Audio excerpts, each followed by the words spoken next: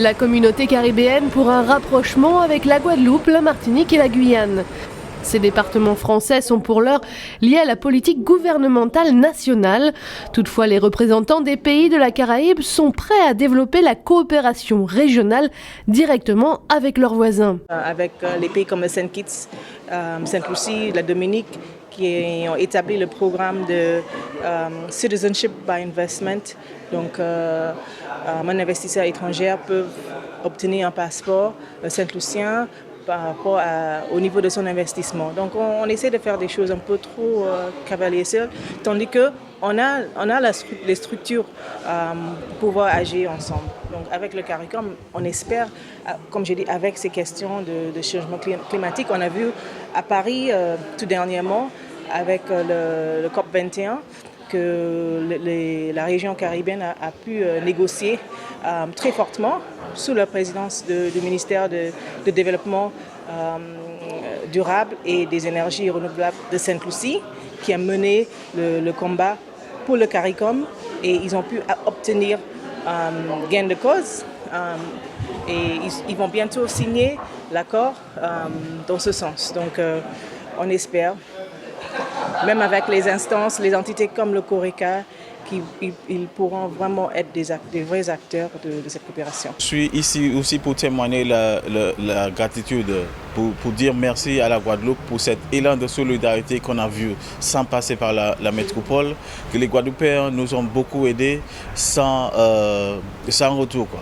Donc les premiers secours sur place, c'était la Guadeloupe, les premiers acheminements d'engrais d'engrais périssables, c'était la Guadeloupe. Donc là, c'est vraiment un moyen de coopération. La Guadeloupe et la Martinique, n'est-ce pas, fait partie, n'est-ce pas, de l'AEC. Donc il est important, n'est-ce pas, que ces départements, n'est-ce pas, puissent s'intégrer dans cette relation pour pouvoir partager, n'est-ce pas, ses intérêts, n'est-ce pas, au profit, n'est-ce pas, de ses amis, par le biais du Conseil régional. Donc toute décision pour apprendre. Mais cependant, les autorités guadeloupéennes, n'est-ce pas, sont déjà engagées et à travailler ensemble avec Haïti. Des coopérations qui auraient pour objectif d'intégrer ces départements au CARICOM, la communauté caribéenne, ou tout simplement de simplifier les échanges avec les pays de la Caraïbe insulaire et continentale.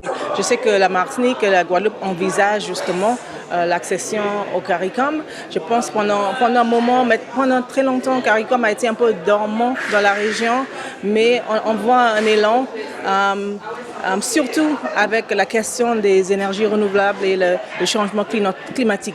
Et c'est ça aussi dans ce domaine qu'on va pouvoir, je pense, il faut une révolution verte dans les Caraïbes, et les pays individuellement ne peuvent pas faire ça toute seule, parce que faire ça toute seule, ça n'a pas de sens, parce que c'est toute la région qui est concernée. Notre survie dépend de ça.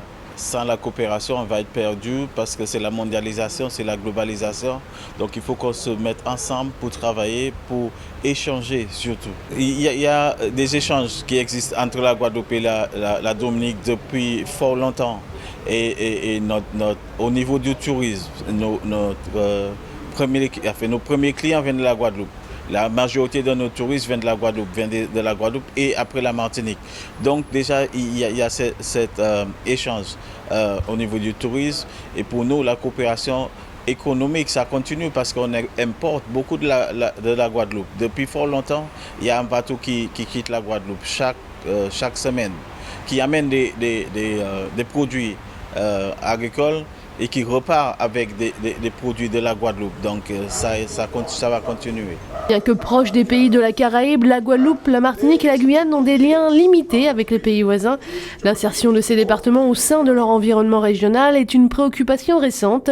La loi de l'Outre-mer du 13 décembre 2000 devait renforcer cette coopération.